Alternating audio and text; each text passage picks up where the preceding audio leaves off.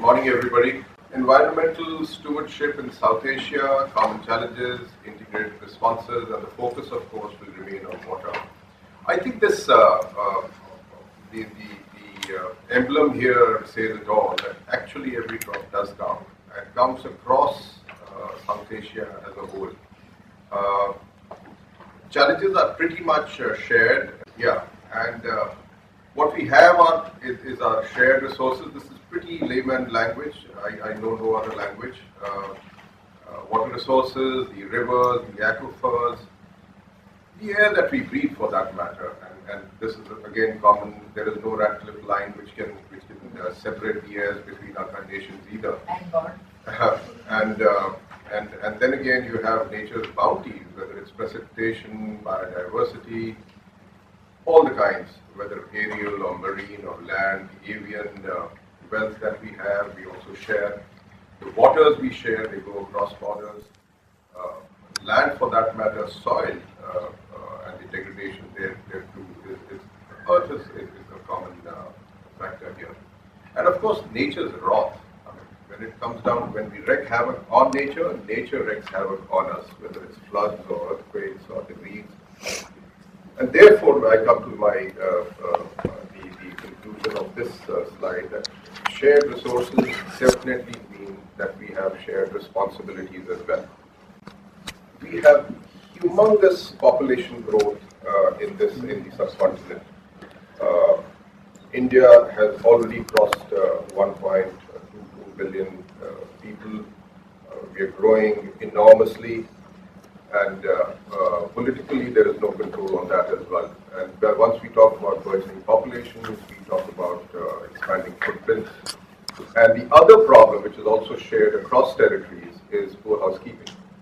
We just don't know how to keep house. So what's the reality check number 2? Because of the burgeoning population, we have food security pressure, which is causing governments to subsidize agriculture. Subsidizing agriculture means there is huge amount of energy waste because free electricity, I'll give you the Punjab example, electricity is absolutely free for the farmer.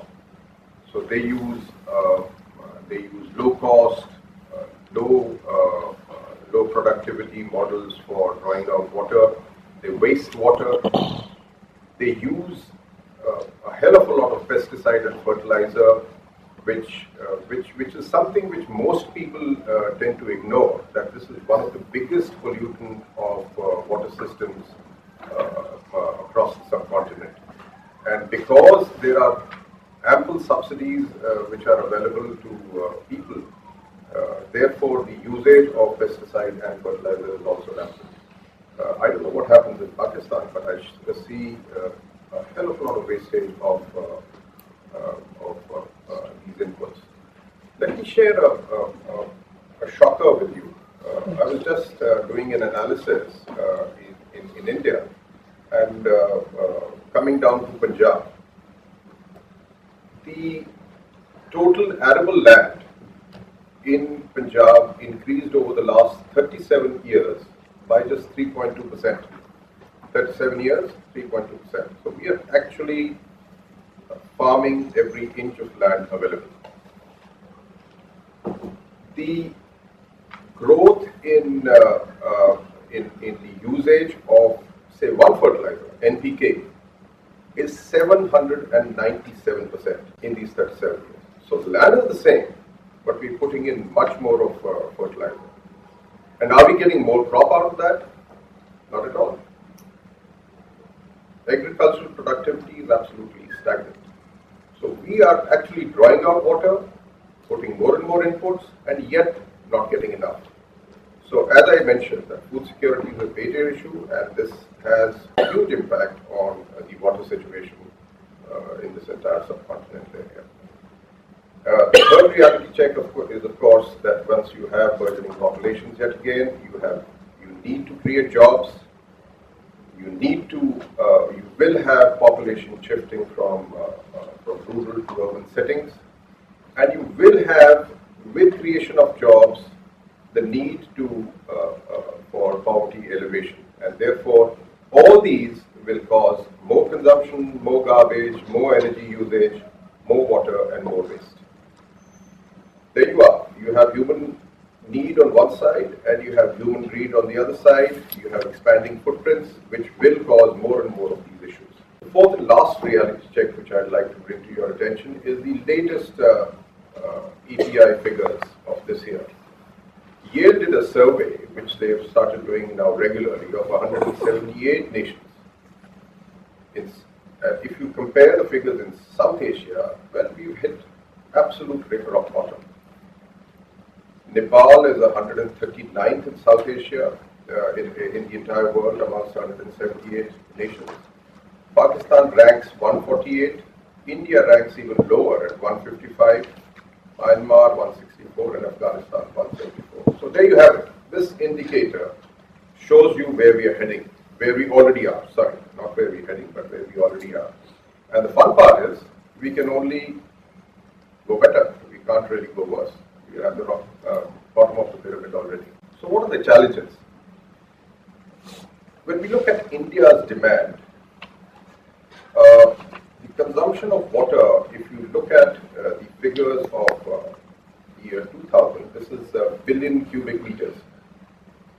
Farm is the largest user of this resource at 860 billion cubic meters in the year 2000.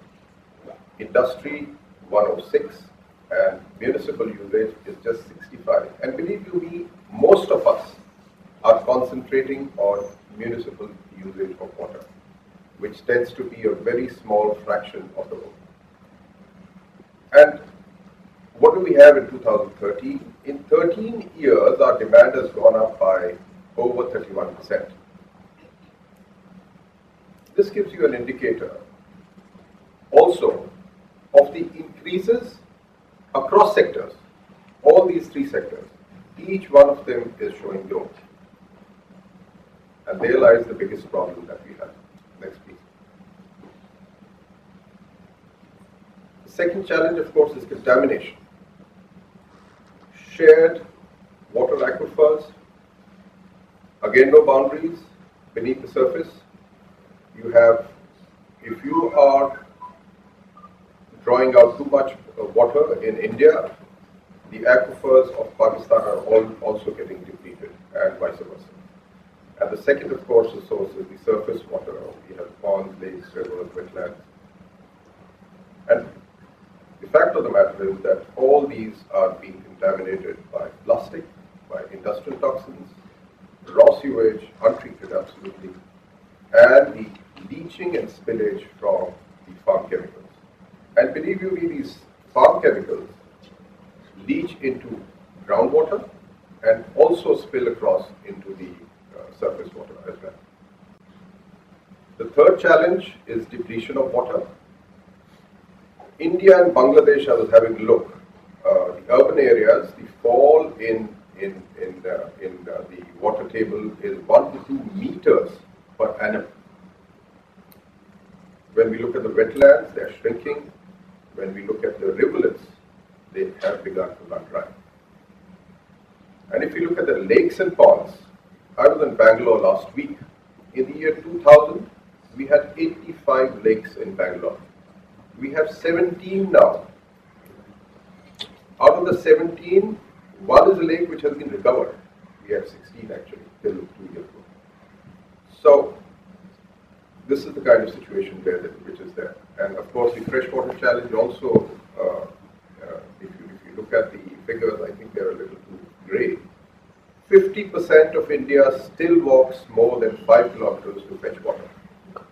Stark reality. So I'm just touching upon the other challenges. These are not too much related to water, but then again they do impact the water situation.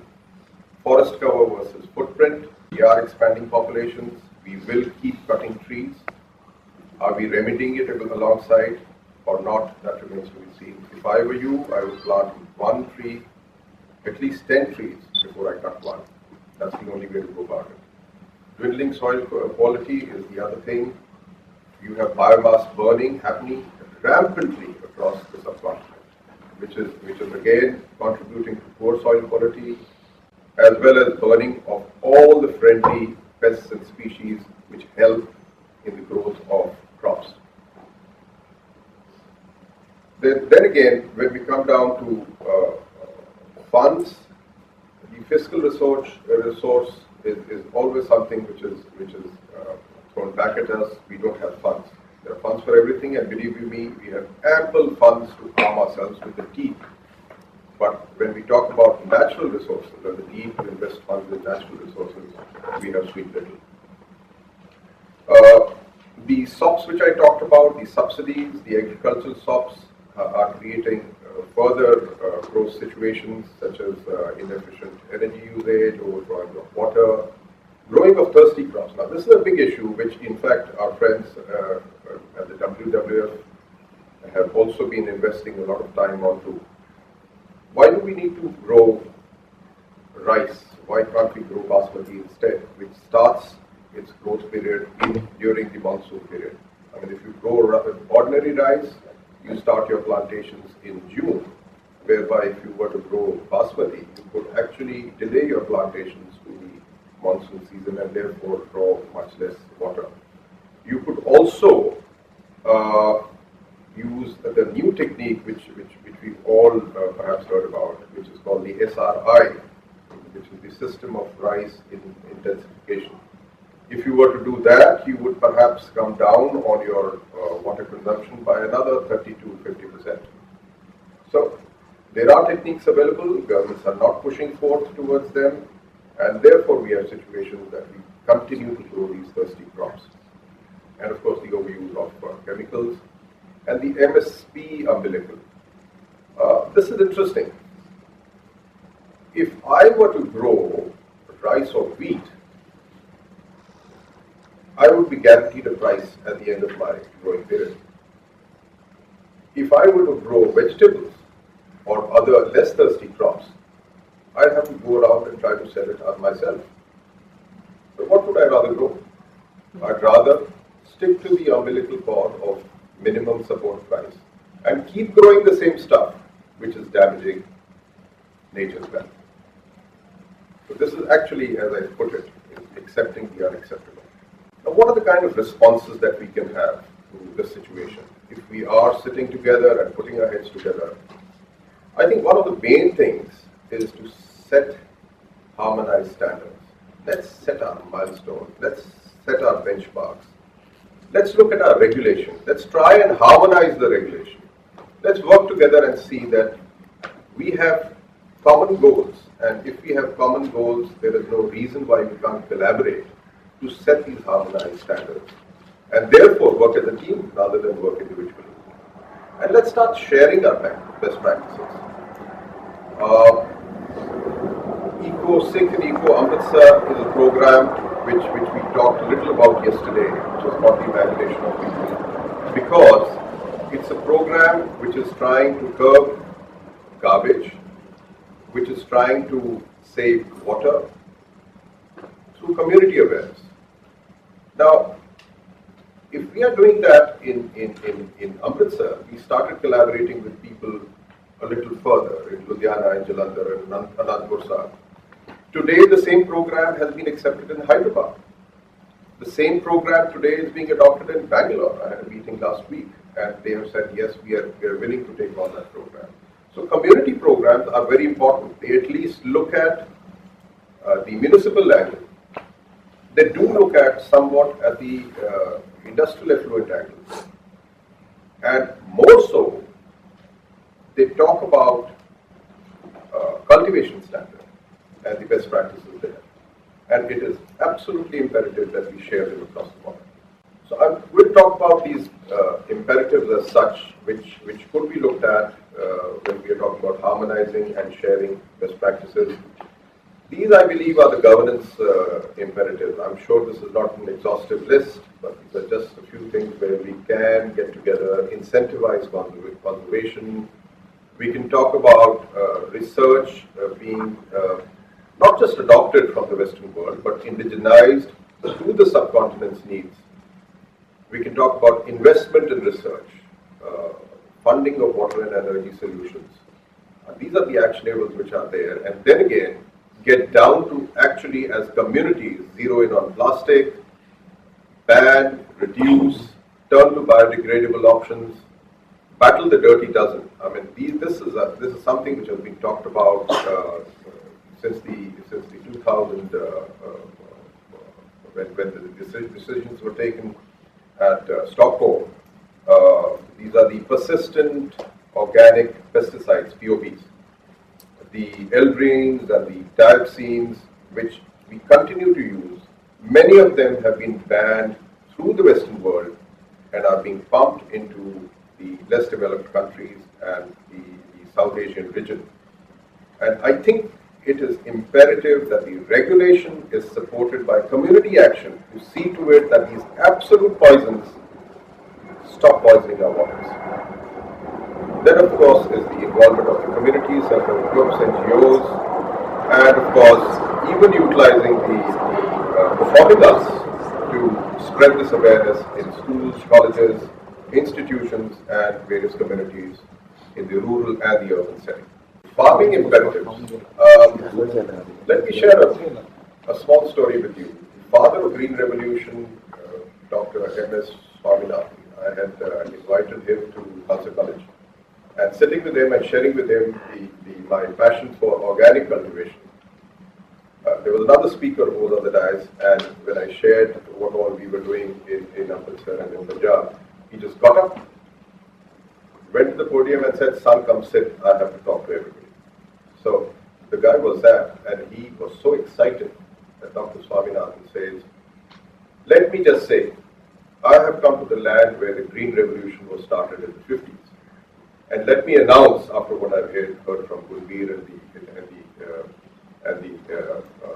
initiatives which have been taken, let this be the land where we announce that an evergreen revolution will take place." Yeah. So isn't it wonderful? I mean, we know what we need to do. We are not doing it. We have to push this agenda forward from green revolution to an evergreen renaissance, where we use organic naturals instead of chemicals. And today there is a situation where productivity does not fall. Year 1, we reduce all the inputs by 50%. Year 2, we reduce them by 75%. Year 3, we reduce them completely. They come down to zero, and only the organic naturals take over. Productivity does not suffer. What could be better than that? Saying no to chemicals, thirsty cropping, shift to sensible farming, through various intensified techniques of sugarcane growing, farming, wheat cropping, etc. And of course, post-harvest management is so important, so very important, because this also utilizes our resource. The figures that we have for India are that we waste about 29% of what we produce. Either we waste it through our biomass, which we burn away, or the crop that we produce is not handled properly. We don't have the silos to manage. We don't have post-harvest management systems. We don't have cold chains which can store, process. So therefore, we are actually wasting straight away 29% of the resources which we have already utilized. And that is definitely not a sustainable way of doing things. Next, please. Municipal imperatives. Solid waste management. This is not rocket science. We all know it needs to be done. Liquid waste management. Our rivers are cesspits. Our rivers are sewers today. Our ponds are pits full of garbage and sewage. We need to do something. As people, we need to get our governments to do something about it. And of course, management by community reporting using technology. I just wanted to share a very small example of Ludhiana, where a mobile app called Kramat has been created. And you have young kids walking across, taking photographs of leaking faucets. You have kids walking across in the middle of the afternoon, seeing lights of one of the roundabouts which are on at 2 in the afternoon. They click a photograph and send it across to the municipal server. It is registered as a complaint. It's as simple as that. And the deliverables are there for everybody to see. It is available online for the people as well as the government to see, and within a few hours, if they are not rectified, people start knocking doors. So, again, ensuring green buildings, exploring energy audits, water audits in existing spaces, encouraging greenification, flora, fauna, and of course, harvest, reduce, reuse water are the green initiatives which are the need of the hour and are need to be done in each one of the nations. Best practices shared so that one nation can take advantage of success stories across the border. Yeah, community imperatives. Establishing networks. I shared with you the work which we are doing at Eco Amritsar. Very encouraging responses. Networks for change. We are taking on youth volunteers. We are involving resident welfare associations, RWAs. We are involving religious groups. Interfaith movements are being done to educate people, to take the collaboration of people, so that each one of us gets together and does collective action. We are also involving the industry. At the moment in Amritsar, focal point is being greenified completely. Corporate CSR is the other issue. Zero development, zero disposal parks, eco clubs, plantation programs, substitute plastic for cloth, green processions, wherein we ensure that processions are not, they don't spread garbage, clean congregations, pale versus hose schemes, responsible citizenship schemes. The latest which we've added now is waste to vegetable, so that we can actually reduce the need to generate municipal capacities to lift garbage by utilizing our biodegradable waste, which I see wonderfully happening in the LUMS campus here, and actually producing your own organic vegetables in your home space, in your farm space, and therefore feeding good quality organic food to your children.